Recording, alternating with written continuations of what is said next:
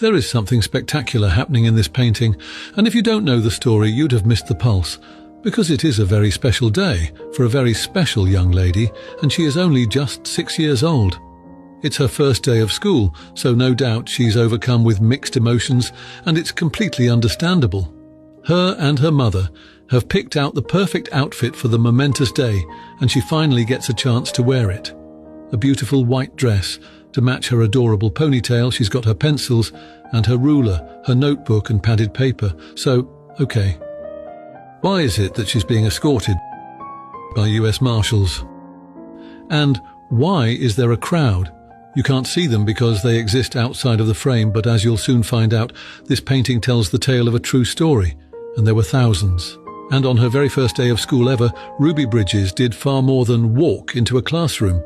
In fact, the very act of integrating an African-American girl into an all-white school would mark a pivotal moment in the beginning of the end of segregation across the southern United States.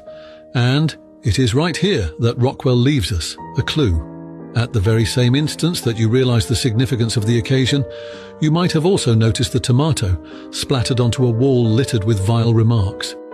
You realize that those thousands of people aren't cheering her on, but spewing profanities. Filled with so much hate, they'd sink to the level of throwing a bloody fruit at a 6-year-old. And Rockwell shows us exactly that by sinking us down to her level. He reveals the pitfalls of a disgruntled group of irrational people, and at the same time reveals that for a split second, we also exist in her world. Once again, you wouldn't know it. But when Ruby stepped into that classroom, the only person to greet her was her teacher.